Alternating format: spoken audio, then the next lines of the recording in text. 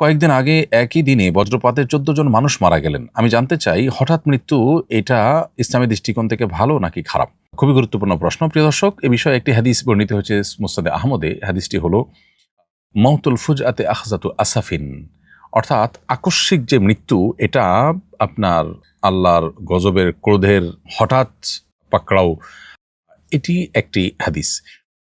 এর বাইরে আরেকটা হাদিস আছে, নবী সাল্লাল্লাহু আলাইহি সাল্লাম একবার একটা দেয়ালের কাছাকাছি ছিলেন, দেয়ালটা যে কোনো মুহূর্তে পড়ে যাবে এরকম একটা অবস্থা ছিল। নবী সাল্লাল্লাহু আলাইহি ওয়াসাল্লাম তখন সরে এসেছেন এবং বলেছেন যে আমি এই আকস্মিক মৃত্যু থেকে বাঁচতে চাই এবং পানা চাই। কারণ হলো এর ফলে মৃত্যুর আগে যে ওসিয়ত করার সুযোগ থাকে সেটি থেকে বঞ্চিত হয় মানুষ, এবং এর ফলে মৃত্যুর আগে তওবা করার, ইস্তেগফার করার যে সুযোগ থাকে সেটা থেকে মানুষ বঞ্চিত হয়। এজন্য এটা আমি চাই না। একদিকে এই দুটি হাদিস যেরকম আমরা দেখতে পাই, আবার অপর দিক থেকে অন্য হাদিসও আমরা পাই নবী সাল্লাল্লাহু আলাইহি সাল্লামের। সেটি হলো যে তিনি এই আকস্মিক মৃত্যুকে এটিকে বলেছেন যে যদি নেককারের জন্য হয় তাহলে সেটা তার জন্য কল্যাণের। কারণ হলো আকস্মিক মৃত্যুর মাধ্যমে তিনি অনেকটা সারপ্রাইজড হয়ে জান্নাতি নেয়ামতের মধ্যে চলে গেলেন। কারণ তিনি যদি জান্নাতি হয়ে থাকেন তাহলে দুনিয়ার এই জঞ্জাল থেকে মুহূর্তে তিনি মৃত্যুবরণের মধ্য দিয়ে জান্নাতের নেয়ামতের উপযোগিতা অর্জন করলেন। এটি তার জন্য পজিটিভ এবং ভালো। আর যদি কেউ গুনাহগার হয়, জাহান্নামী হয়, কাফির ফাসিক হয়, তাহলে সেক্ষেত্রে তার জন্য আকস্মিক মৃত্যুটা খারাপ, বিকজ তার এটা দুনিয়া যেটুকু নেয়ামত ছিল সেটুকু তার বিচ্ছিন্ন হয়ে গেল। তো এই জন্য আকস্মিক মৃত্যুকে মৌলিকভাবে খারাপ বলার কোনো কারণ নাই।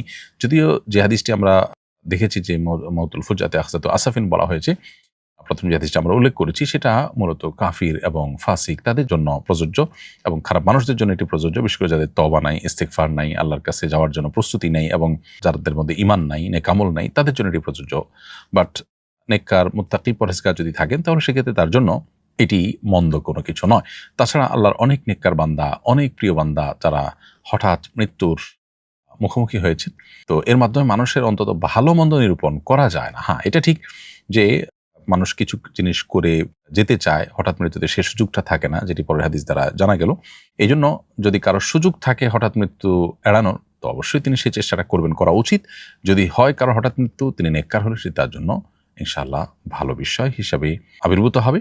আর বদকার হলে তো ভিন্ন কথা। আল্লাহ তাআলা আমাদেরকে ভালো মৃত্যু এবং নেককার মৃত্যু নসিব করুন। বজ্রপাত হওয়ার সময় করণীয় কি? এ সময় করণীয় বিশেষ কোনো আমল আছে কি? বজ্রপাতে প্রায় সময় আমরা শুনতে পাই অনেক মানুষের প্রাণহানি ঘটে, অনেক বিপদের কথা আমরা শুনতে পাই, অনেক দুর্ঘটনার কথা আমরা শুনতে পাই।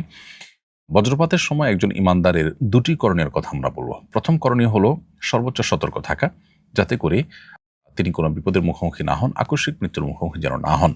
সেজন্য এ বিষয়ে যারা এক্সপার্ট এবং অভিজ্ঞ আছেন, বিভিন্ন গবেষণার আলোকে যারা এ বিষয়ে যে সমস্ত নিরাপত্তা বিষয়ক পরামর্শ দিয়েছেন, টিপস দিয়েছেন, সেগুলোকে মেনে চলা একজন ইমানদারের কর্তব্য। কারণ আল্লাহ তাআলা বলেছেন, ওয়ালা তুলকু বিআইদিকুম ইলা তাহলুকা, তোমরা নিজেদেরকে ধ্বংসের দিকে ঠেলে দিও না। এজন্য আমাদেরকে আত্মরক্ষার জন্য চেষ্টা করতে হবে। বাসাবাড়িতে থাকলে আমরা যেন জানালা, দরজা ইত্যাদি ধরে না থাকি, বারান্দায় যেন না যাই, টেপে পানি দিয়ে আপনার থালা বাসন ধোয়া বা অন্য কোনো গৃহস্থলী কাজে যেন আমরা টেপে যেন আমরা না থাকি, ধাতব কোনো কিছুর স্পর্শে, পানির স্পর্শে যেন আমরা না থাকি, এবং মোবাইল ইত্যাদি চার্জরত অবস্থায় যেন হাতে না থাকে। এই বিষয়গুলোতে তারা আমাদেরকে বিশেষভাবে সতর্ক করে থাকেন। এগুলো আমাদেরকে মেনে চলতে হবে। বাসা বাইরে থাকলে আমাদেরকে তারা পরামর্শ দিয়ে থাকেন আমরা যেন বাসা বাইরে গেলে, কোনো বাইরে থাকলে কোনো গাছের নিচে বা বিদ্যুতের খুঁটির নিচে যেন আমরা আশ্রয় না নিই, বরং আমরা যেন আপনার নদীতে থাকলে, পুকুরে থাকলে দ্রুততার সাথে যেন আমরা উঠে যাই, এবং ধাতব কোনো বস্তুর থেকে যেন আমরা দূরে থাকি।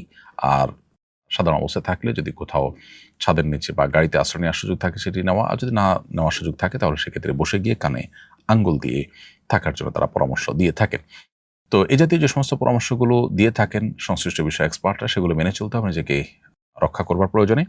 সেই সাথে একজন ইমানদার তিনি সর্বাবস্থায় আল্লাহ তাআলা স্মরণ করবেন। একটা আসন্ন বিপদ এর শঙ্কা যখন তার হবে, তখন তিনি আল্লাহ স্মরণ করবেন, আল্লাহর আশ্রয় প্রার্থনা করবেন, আল্লাহর কাছে সাহায্য চাইবেন, এবং যে কোনো মুহূর্তে ইমানদার তার মৃত্যু যেহেতু হতে পারে, অতএব আল্লাহর কাছে ইমানদার অবস্থায় মৃত্যুবরণ করার ব্যাপারে আমাদের সব সময় মানসিকভাবে প্রস্তুতি থাকবে। সেটা তো সাধারণ অবস্থার জন্য প্রযোজ্য। অতএব এই অবস্থা বিশেষভাবে আল্লাহর কাছে আশ্রয় চাইতে হবে। আল্লাহ যেন রক্ষা করেন, কোনো বিপদ যেন না দেন, আল্লাহ যেন হেফাজত করেন। ইমানদার আল্লাহর কাছে দোয়া করলে, আল্লাহর প্রতি মনোনিবেশ করলে, একদিকে সেটি আল্লাহ তাআলা কাছ থেকে সাহায্য পাওয়ার জন্য বিশেষ কারণ হবে, দ্বিতীয়ত তার মনোবলকে আল্লাহ তাআলা বাড়িয়ে দিবেন এবং তার সাহস বাড়বে, আল্লাহ তাকে হেফাজত করবেন ইনশাআল্লাহ তাআলা।